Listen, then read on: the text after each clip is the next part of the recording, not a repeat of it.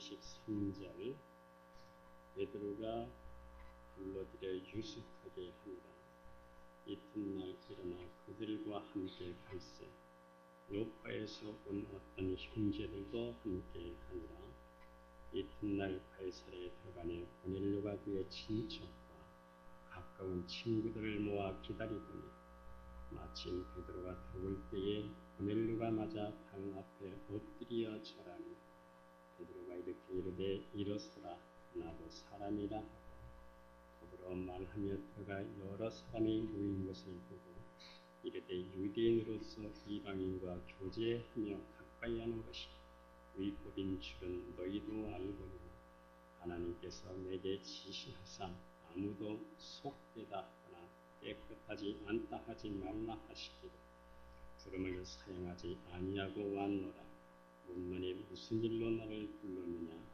고넬료가 이르되 내가 나올 전 이만 때까지 내 집에서 제 굿이 기도를 했는데 갑자기 한 사람이 빛난 옷을 입고 내 앞에 서서 말하되 고넬료야 하나님이 내 기도를 들으시고 내 구제를 기억하셨으니 사람을 요파에 보내어 베드로라는 시몬을 청하라. 그가 바닷가 무두장의 시몬의 집에 유숙하느니라 하시기로 내가 곧 당신에게 사람을 보내었는데 오셨으니 잘하였나이다. 이제 우리는 주께서 당신에게 명하신 모든 것을 듣고자 하여 하나님 앞에 있나이다. 페이지를 넘겨서 44절 보시면은 베드로가 이 말을 할 때 성령이 말씀 듣는 모든 사람에게 내려오시니 베드로와 함께 온 할례받은 신자들의 이방인들에게도 성령 부어주심으로 말미암아 놀라니 이는 방언을 말하며 하나님 높임을 들음이러라. 이에 베드로가 이르되 이 사람들이 우리와 함께 성령을 받았으니 누가 능히 물로 세례 베품을 금하리요 하고 명하여 예수 그리스도의 이름으로 세례를 베풀라 하니라. 그들이 베드로에게 며칠도 머물기를 청하니라. 아멘. 마음을 성형하는 의사가 되고 싶습니다. 이러한 글을 쓴 어느 성형외과 의사가 있었습니다. 그의 집은 매일같이 술을 마시는 아버지와 어머니의 싸움 때문에 하나도 마음 편할 날이 없었습니다. 집안은 이 싸움으로 인해서 밤마다 아수라장이 되었습니다.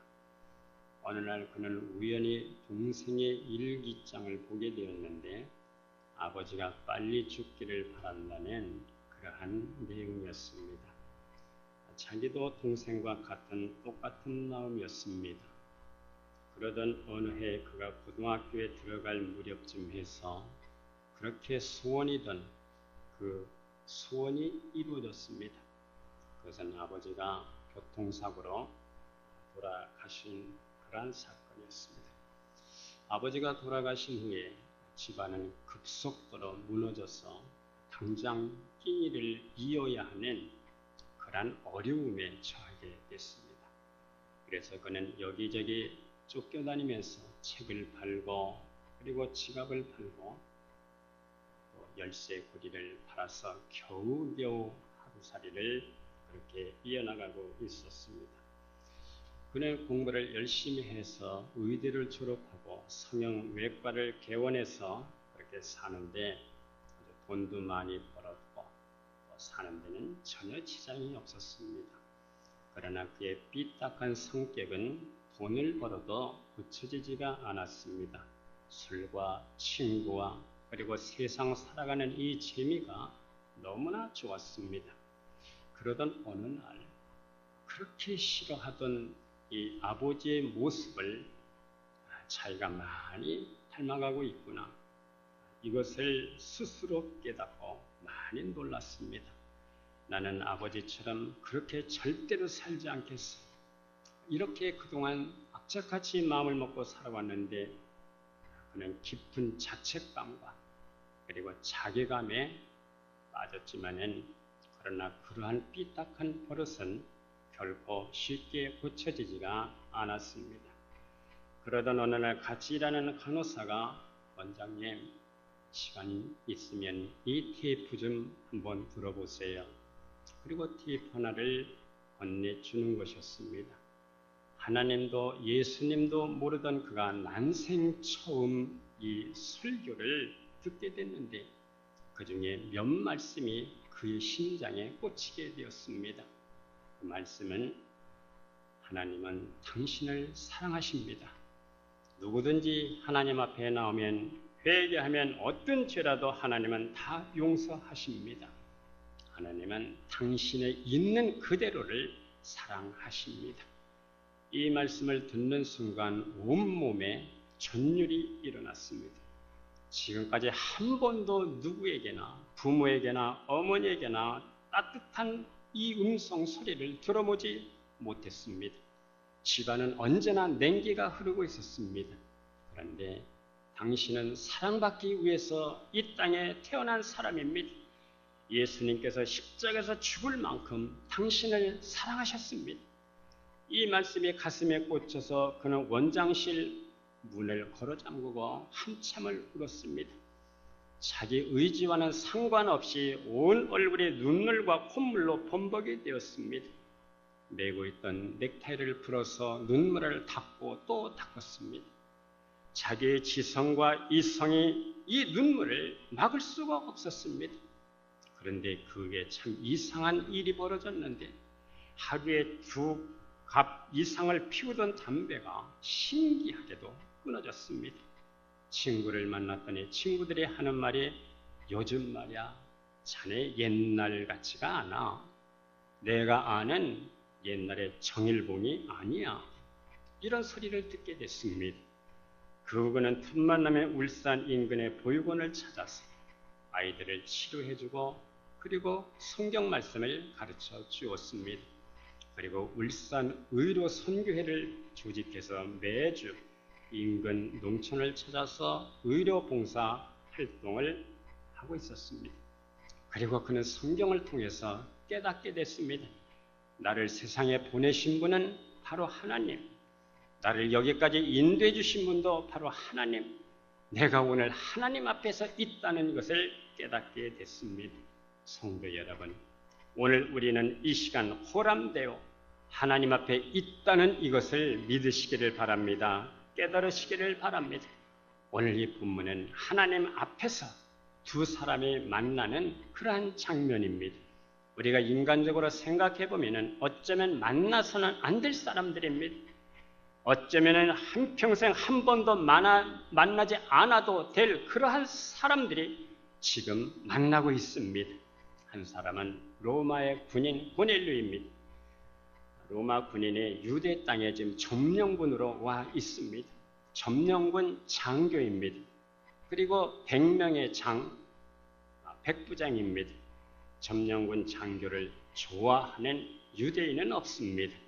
그리고 또 한 사람은 베드로입니다. 비점령지의 초라한 어부입니다. 사회적 지위로 말하면 장교와 어부의 만남입니다. 인간적으로 생각하면 만날 이유가 없습니다.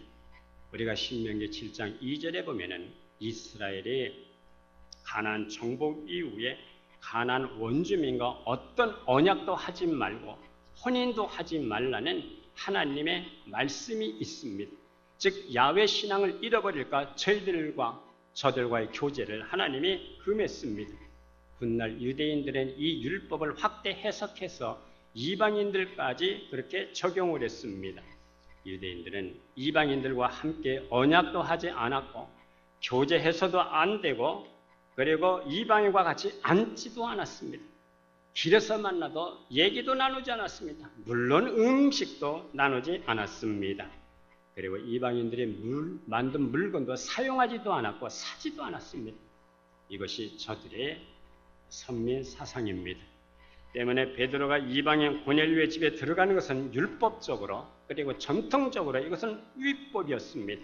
오늘 본문 28절에서 베드로가 이렇게 얘기를 합니다. 유대인으로서 이방인과 교제하며 가까이 하는 것이 위법인 줄을 너희도 알거니와 유대인 베드로가 이방인 로마 사람 고넬료를 만나는 것은 전통적으로 율법적으로 이건 위법입니다. 그러나 전통보다 더 중요한 것은 바로 하나님의 말씀입니다. 오늘 보면 28절 중반절에 보면 하나님께서 내게 지시하사 아무도 속되게 하거나 깨끗하지 않다 하지 말라 하시기로. 이 하나님의 말씀이 더 중요합니다. 그래서 유대인과 이방인이 지금 하나님의 지시를 받고 지금 만나고 있습니다. 두 사람의 공통점을 보면은 첫째는 두 사람 모두가 하나님을 경외하는 사람들이었습니다. 베드로도 하나님을 경외하고 로마 사람 고넬료도 정치적으로 유대를 지배하고 있지만은 그는 유대인이 믿는 하나님을 경외하는 그러한 사람이었습니다. 오늘 본문 사도행전 10장 2절에 보면 고넬료는 이렇게 기록이 되어 있습니다. 그가 경건하여 온 집안과 더불어 하나님을 경외하며 백성을 많이 구제하고 하나님께 항상 기도하더니 하나님을 경외했어. 그리고 백성을 많이 구제했습니다. 아주 전형적인 유대 사람처럼 그렇게 그는 신앙생활을 하고 있었습니다. 그리고 두 번째는 두 사람 모두가 기도의 사람이었습니다. 기도하는 사람끼리는 영성이 통하는 법입니다. 기도하는 사람은 영까지 통하는 법입니다. 그리고 이 두 사람이 모두 천사를 만났습니다. 하나님이 보내주신 이 천사를 만나서 그 지시를 받고 지금 순종하고 있는 것입니다.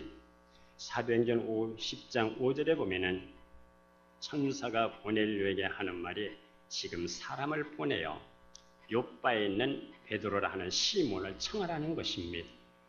베드로도 기도 중에 환상 중에 큰 보자기가 내려오는데 네 발 가진 짐승, 기는 것, 공중에 날아다니는 것 이런 것들이 보여지는 겁니다.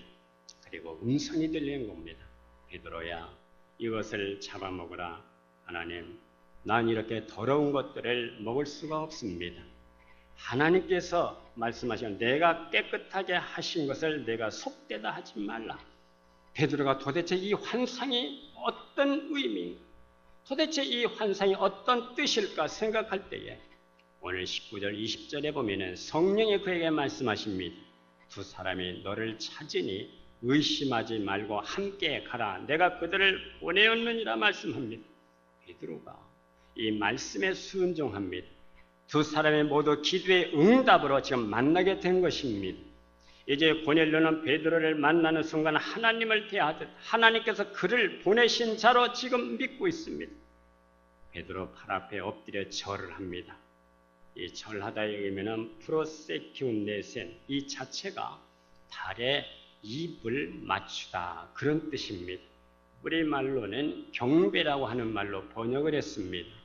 동방 박사가 아기 예수님께 경배했다는 뜻이 바로 그런 뜻입니다. 이것은 백성이 왕 앞에 절하는 그러한 절입니다. 우리가 중국 영화를 보면 왕이 지나갈 때에 백성들의 입을 땅에 대고 이렇게 외칩니다. 만세 만세 만만세. 그리고 엎드려 절을 합니다. 바로 그런 뜻입니다. 로마 군인이 어부 출신 베드로에게 이렇게 지금 절을 하고 있습니다. 고넬료는 하나님을 사랑하는 마음으로 하나님의 보내신 자를 사랑하는 마음으로 지금 베드로를 대하고 있습니다. 예수님께서도 일찍이 말씀하셨습니다. 제자들을 파송하시면서 너희를 영접하는 자는 나를 영접하는 자이다. 그리고 나를 영접하는 자는 나 보내신 자를 영접하는 것이라고 말씀을 하셨습니다. 베드로는 자기를 하나님처럼 대하는 이 고넬료를 보고 너무 당황해서 세워서 이렇게 세우면서 일어나라. 일어서라. 나도 사람이라고 말합니다. 나도 당신과 똑같은 사람이야. 고넬료는 눈앞에 있는 베드로를 본 것이 아니라 지금 그 뒤에 계시는 하나님을 보고 있습니다. 사도행전 3장을 보면 나면서부터 걸어본 적이 없는 사람을 베드로가 일으켰을 때 많은 사람들이 베드로를 우러러보았습니다. 그때 베드로가 하는 말이 이스라엘 사람들아 왜 이 일을 놀랍게 여기느냐. 우리 개인의 권능과 경건으로 이 사람을 걷게 한 것처럼 왜 우리를 주목하느냐. 이 놀라운 일은 바로 하나님이 하셨다는 겁니다. 베드로는 성령 받은 후에 확실히 많이 달라졌습니다. 오늘 보면 33절에 이제 고넬료가 사람들을 모아놓고 베드로에게 이렇게 말합니다. 내가 곧 당신에게 사람을 보내었는데 오셨으니 잘하였나이다. 이제 우리는 주께서 당신에게 명하신 모든 것을 듣고자 하여 다 하나님 앞에 있나이다. 다 하나님 앞에 있나이다. 헬라어 원문은 파레스면 실제로 얼굴과 얼굴을 마주치고 있다는 뜻입니다. 눈으로는 베드로를 보고 있습니다. 그러나 고넬료의 마음은 지금 하나님을 만나고 있습니다. 이런 관계가 바로 믿음이고 곧 신앙입니다. 우리는 범사에 하나님과 대면하고 살아가야 됩니다. 설교를 들을 때도 하나님을 만나야 되고 말씀을 들을 때도 기도를 할 때도 하나님을 만나야 되는 것이고 찬송을 부를 때도 하나님을 만나면서 우리가 찬송을 해야 됩니다. 할렐루야. 우리는 주께서 당신에게 명하신 모든 것을 듣고자 하여 다 하나님 앞에 있나이다. 여러분, 오늘 이 시간 하나님 앞에 있나이다. 이 말씀이 우리에게 향하신 말씀으로 받아지실 수 있기를 바랍니다. 고넬료는 말씀하십시오. 우리가 다 듣겠습니다. 바로 이런 마음이 옥토 같은 마음입니다. 이런 마음밭에 하나님께서 성령을 부어주시는 겁니다. 성도 여러분, 누가 복된 자입니까? 하나님의 말씀이 말씀으로 들려오는 자가 복된 심령입니다. 하나님은 때로는 선지자를 통해서 말씀하셨고 때로는 직접도 말씀하셨고 때로는 사람을 통해서도 말씀하셨습니다. 중요한 것은 그 말씀이 내게 주시는 말씀으로 받아들이느냐, 이것이 바로 중요한 것입니다. 믿음은 들음에서 나며 들음은 그리스도의 말씀으로 말미암느니라. 하나님의 말씀이 그리스도의 말씀이 내 가슴 속에 그렇게 새겨지고 들려지는 복된 심령들이 될 수 있기를 기원합니다. 어느 성도가 다른 동네로 멀리 이사를 갔습니다. 하루는 뭘 좀 사려고 동네 슈퍼를 갔어요. 아직 교회는 정해지지 않았습니다. 그런데 이 동네 슈퍼 주인이 전도를 하는 것입니다. 아, 새로 이사 오셨습니까? 예. 그러면 교회 나가십니까? 예, 교회는 나가는데요. 그럼 교회 나가시려면 저기 보이는 교회를 나가세요. 저 교회 목사님이 얼마 전에 새로 오셨는데 아주 설교를 잘하시는 것 같습니다. 아, 저 교회 나가시는구만요. 아닙니다. 저는 교회를 나가지 않습니다. 그러면 교회를 안 나가면서 어떻게 저 교회 목사님의 설교를 잘 하시는 것을 어떻게 아십니까? 예. 그 목사님이 새로 오신 뒤로부터 저 교회 교인들이 외상값을 잘 갚아요. 외상값을 잘 갚는 걸 보면은 그 교회 목사님이 설교 잘 하시는 건 아니겠어요? 성도 여러분, 말씀대로 살아내는 성도들이 될 수 있기를 주의 이름으로 축복합니다. 이 부자 형님과 가난하고 좀 어리숙한 동생이 한 동네에서 살고 있었습니다. 부자 형님은 머리가 좋은 사람이라는 것을 자타가 인정하고 있습니다. 거기에 비해서 동생은 형님이 볼 때에 어딘가 모자라, 어딘가 나 사나가 빠졌어.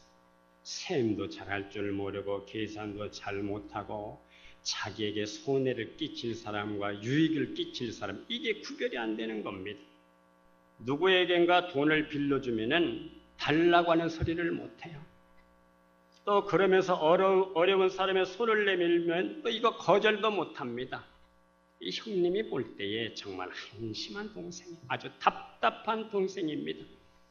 그런 가운데 형님의 우라를 돋구는 일이 있는데 그것은 동생에게 못 말리는 교회 생활입니다. 그 바쁜 농번기에도 들에 나가서 일할 생각을 않고 주일날이라면서 교회 가서 하루 종일 얼쩡거리지를 않나.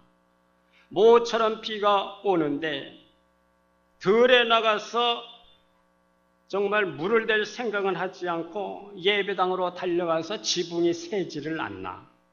이러면서 교회를 들랑거리고, 이걸 볼 때에 형님이 이 혈압이 높아지는 거예요. 이게 우라가 치밀었습니다. 그 중에서도 특별히 형님의 심기를 참 불편하게 하는 일이 있는데 그것은 동생이 때때로 교회에 바치는 헌금이었습니다. 세상에 이런 멍청한 녀석이 다 있나? 아무리 타일러도 안 되고 깨우쳐줘도 동생은 막무가내였어요. 가을이 되면 추수한 곡식들을 팔아서 그중 10%나 되는 돈을 그냥 교회에 그냥 헌금이라고 하면서 갖다 드리는 겁니다. 동생아, 교회가 좋다고 하지만은 그렇게 열심히 돈을 벌고 저축을 해도 시원치가 않은데 네가 그렇게 번 돈을 교회에다 다 바치고 너 자식들을 어떻게 키우려고 그러니 너? 이 한심한 이 동생아. 참 이 형님이 생각하니 이 동생의 대책이 없는 인간이에요.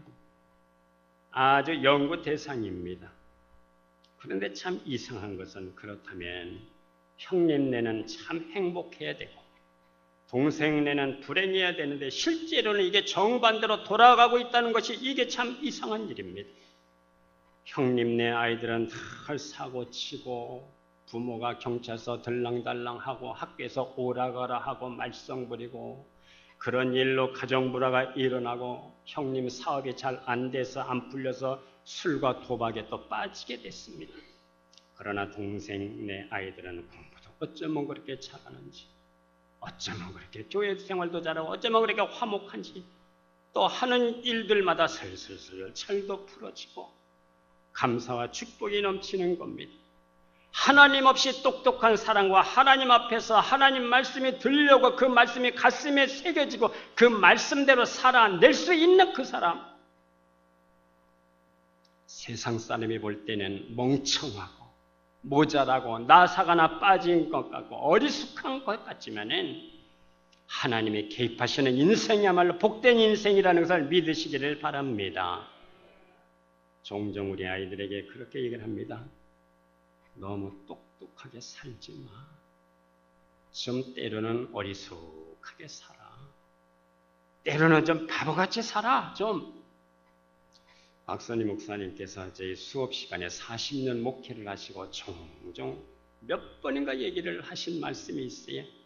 40년 목회를 하는 가운데 참 인간적으로 이해가 안 되는 일이 있는데 그것은 어떻게 저렇게 순진한 사람이 돈을 벌었을까? 좀 모자라는 것 같은데 어떻게 그렇게 저 어리숙한 사람이 저렇게 순진한 사람이 이 험악한 세상에서 어떻게 돈을 벌었을까? 인간적으로 생각하면 이게 때로는 이해가 잘 안 되더라는 겁니다. 목사지만은 내가 열심히 돈을 따라간다고 해서 돈이 벌려지는 것이 아니고 내가 어디에 가든지 무엇을 하든지 하나님이 돈을 붙여주시고 형통케 하시니까 돈이 벌려지더라 하는 겁니다. 그것이 결론입니다. 성도 여러분, 하나님이 우리에게 그렇게 선하게 대하시고 무엇을 하든지 공부를 하든지 사업을 하든지 하나님이 붙여주시고 되게 하시는 역사가 일어날 수 있기를 주의 이름으로 축복합니다. 오늘 본문 44절에 보면 베드로가 이 말을 할 때에 성령이 말씀 듣는 모든 사람에게 임했습니다. 이 말을 할 때 성령이 임했다고 하는데 이 말이 무슨 말이겠습니까? 바로 그것은 십자가와 부활의 사건 얘기입니다. 사도행전 2장을 보면 베드로가 이렇게 설교합니다. 그런즉 이스라엘 온 집은 확실히 할지니 너희가 십자가에 못 박은 이 예수를 하나님의 주와 그리스도가 되게 하셨느니라. 예수를 누가 십자가에 못 박았습니까? 로마 군인들이 십자가에 못 박고 그 뒤에는 가야바가 있고 그 뒤에는 빌라도가 있습니다. 그런데 베드로는 설교하기를 너희가 예수를 십자가에 못 박았다. 그런데 이 예수를 하나님이 다시 살려주셔서 주와 그리스도가 되게 하셨다는 겁니다. 이 말을 듣고 마음에 찔려서 베드로와 모든 사도들에게 형제들아 그러면 우리가 어찌할꼬? 베드로가 이렇게 얘기를 합니다. 너희가 회개하여 각각 예수 그리스도 이름으로 세례를 받고 죄 사함을 받으라. 그리하면 성령의 선물을 받으리니 이 약속은 너희와 너희 자녀와 모든 먼데 사람 곧 우리 주 하나님이 얼마든지 부르시는 자들에게 하신 것이라. 예수 그리스도의 십자가 부활에 대한 설교를 들을 때에 성령의 말씀 듣는 모든 사람에게 임했습니다. 베드로는 아람어로 설교를 했을 겁니다. 그런데 고넬료는 라틴어로 알아들었습니다. 성령이 임할 때 모든 사람이 알아들었습니다. 사도행전 2장에 나오는 오순절이 유대인의 오순절이라며 사도행전 오늘 본문 10장에 나오는 이 말씀은 이방인의 오순절입니다. 성도 여러분, 오순절을 경험한 사람만이 다른 사람을 오순절의 자리로 인도해낼 수가 있는 겁니다. 내가 십자가를 경험한 사람만이 다른 사람을 십자가의 자리로까지 인도해낼 수가 있는 것입니다. 내가 주님의 부활의 권능과 성령의 법을 경험한 사람의 다른 사람이 정말 예수를 믿을 때에 나를 따라올 때 그 사람을 부활의 권능이 역사하는 역동적인 자리로까지 그 사람을 인도해낼 수가 있는 것입니다. 오순절을 경험하지 못하면 다른 사람을 오순절의 자리까지로 인도해낼 수가 없는 겁니다. 성도 여러분, 내가 오순절을 경험하고 하나님과 친밀하게 지내고 다른 사람을 성령이 임하고 성령의 임재를 경험할 수 있는 자리까지로 우리가 인도해낼 수 있기를 주 이름으로 축복합니다. 오늘 보면 45절에 보니까 할례받은 사람들, 이 모든 유대인들이 이방인들에게도 성령 부어주심을 보고 놀랐습니다. 그들은 말씀의 은혜를 받고 성령의 임재를 통해서 하나님의 창조주 되심과 천지의 주제 되심과 그리스도가 자기들의 구원자가 되심을 깨닫고 믿고 신앙을 고백하고 세례를 받았습니다. 오늘 성령의 역사는 유대인들이나 헬라인들에게나 야만인들에게나 차별이 없습니다. 내 안에서 오순절의 역사가 일어나기를 바랍니다. 우리 교회가 지속적으로 오순절의 역사가 지속되기를 기원합니다. 우리의 가정들에게 오순절의 역사가 지속되기를 기원합니다. 성령의 임재하심으로 지식에 넘치는 그리스도의 사랑, 그 사랑의 넓이와 깊이와 높이가 날마다 더욱 확장되어가는 우리의 믿음 생활을 누릴 수 있기를 기원합니다. 성령께서 우리 몸과 마음과 영혼을 사로잡아 주셔서 날마다 마음이 새로워지기를 축복합니다. 주님의 말씀이 내 사상이 되고 내 인격이 되고 내 심령을 사로잡고 나의 전부가 되고 나를 점령하여 주님의 뜻이 나를 통해서 이루어지기를 축복합니다. 성령이 오시니 하나님이 나의 전부가 되는 것입니다. 하나님의 모든 것들을 옵션으로 믿는 자와 하나님의 역사를 전부 믿는 자가 그 운명이 같을 수가 없는 거예요. 가정이 같을 수가 없고 교회가 같을 수가 없는 거예요.